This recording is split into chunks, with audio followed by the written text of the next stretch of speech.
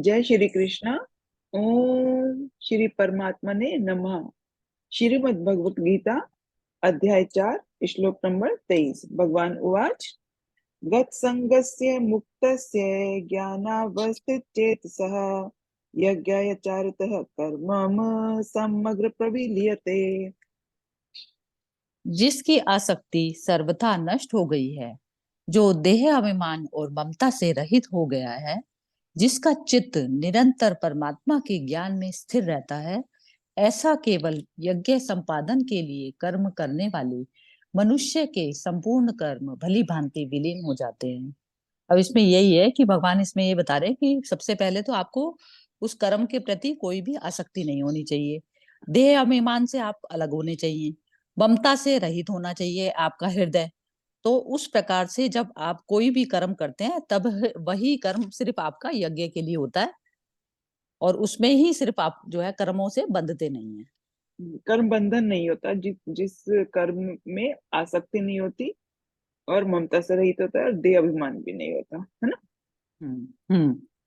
ब्रह्मा अर्पणं ब्रह्म हवि ब्रह्माग्नौ ब्रह्मणाहुतम् ब्रह्मैव तेन गंतव्यम ब्रह्म कर्म समाधिना। जिस यज्ञ में अर्पण अर्थात श्रुत्वा आदि भी ब्रह्म है, और हवन किए जाने वाले द्रव्य भी ब्रह्म है, तथा ब्रह्म रूप कर्ता के द्वारा ब्रह्म रूप अग्नि में आहुति देना रूप क्रिया भी ब्रह्म है, उस ब्रह्म कर्म में स्थित रहने वाले योगी द्वारा प्राप्त किए जाने वाले फल भी ब्रह्म ही है। हम्म, इसको हम तो एक इसमें एग्जाम्पल से समझते हैं। इसमें जो भी चीज शामिल किसी भी कार्य में, मतलब जो एक करता है, अगर वो उसका कर्म करने का विचार शुद्धता से निकला तो वो भी भ्रम हो गया।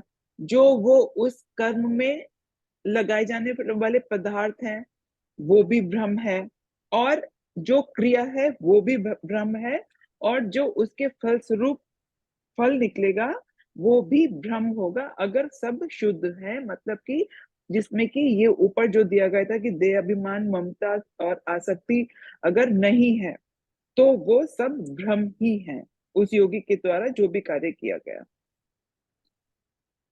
हाँ, तो इसका मतलब इसका ये हम्म, निकला कि जो करता है, यदि हाँ करता ही यदि ब्रह्म हो जाता है तो उसके द्वारा किए किए जाने वाली क्रिया भी ब्रह्म ही हो जाती है।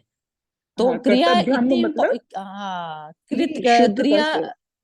हाँ, क्रिया का महत्व पहले कर्ता के महत्व पर क्रिया का महत्व है, क्योंकि कर्ता का ब्रह्म में स्थित होना सबसे ज्यादा इंपॉर्टेंट है। फिर उससे जो ब्रह्म से जो क्रिया निकलेगी तो वह भी सब शुद्ध ही होगी। हम्म, दैवम एवापरे यज्ञम योगिनः पर्युपासते ब्रह्माज्ञाव परे यज्ञम यज्ञेन जुह्यति। दूसरे योगी जन देवताओं के पूजन रूप यज्ञ का ही भली भांति अनुष्ठान किया करते हैं, और अन्य योगी जन पर ब्रह्म परमात्मा रूप अग्नि में अभेद दर्शन रूप यज्ञ के द्वारा ही आत्म रूप यज्ञ का हवन किया करते हैं। इसमें इसमें क्या बता रहे हैं भगवान? इसमें दूसरे यही बता रहे लोगों हैं के कि हाँ, दूसरे बता। योगी जन देवताओं के पूजन का यज्ञ का भली भांति ही अनुष्ठान किया करते हैं। तो वो क्या करते हैं कि जैसे आपको अपनी चेतना को एक उच्च स्थिति में लेके जाना है। उच्च स्थिति में लेके जाना है, जैसे आपको डॉक्टर बनना है, तो आप जो है उसी प्रकार की आप पढ़ाई करेंगे। तो उसी प्रकार का तो ये हो गया कि आपने जो अपनी सांसें लगा रहे हैं, आप पूरी तरह से 100% डॉक्टरी की पढ़ाई में लगा रहे हैं। तो उस प्रकार से देवताओं का पूजन उसी उसको कहा जाता है कि जब अपनी चेतना को आप उच्च स्थिति में लेकर जा रहे हैं, तो उसी देवता का जो है आप हवन करेंगे। देवता मतलब ये हो गया कि जो हम चेतना को अपनी चेतना को बनाना चाह रहे हैं, तो वह चीज जो हम्म, है देवता के उसमें हुई, तो वही चीज जो है हमें करनी पड़ेगी।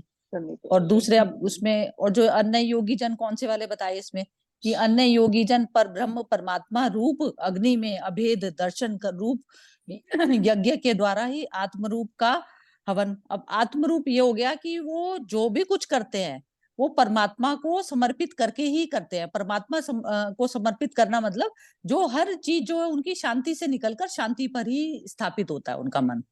तो उनका मन जो है किसी भी प्रकार, तो आत्म रूप को तभी मनुष्य आत्म रूप में स्थिति का मतलब ही यही होता है कि उसका मन पूरी तरह से शांत स्थिति में है। तो उस प्रकार से वो हर सांस में ये देखते हैं कि मेरे कर्म से जो है ये शांत में मन की जो दशा है, मन में जो उछलता और सब कुछ जो इस प्रकार के विचार जो हमारे उसमें आते हैं, तो वो सब चीजें जो है मैं शांति में कैसे स्थापित हो सकती हूँ। तो हर समय वो शांति की तरफ में ही उनका जो है यज्ञ, सांसों का यज्ञ जो है वो चलता चला जाता है। हाँ, परमात्मा के लिए किया गया कार्य का मतलब यही है कि उसको फल नहीं चाहिए, मतलब उसने परमात्मा के ऊपर ही छोड़ रखा है। इससे ये नहीं कि फल की प्राप्ति के लिए उसने परमात्मा के ऊपर छोड़ा। परमात्मा के लिए किया गया कार्य का मतलब यही है कि हम जो भी कर रहे हैं बस उसका फल जो भी हो हमें एक्सेप्टेबल है, हमारी उसमें आसक्ति नहीं है। यहाँ पे भी बोला था ना कि परमात्मा के लिए किया गया कार्य। ठीक है। परमात्मा के लिए किया गया, हाँ। ठीक है। ठीक है। जय श्री कृष्ण।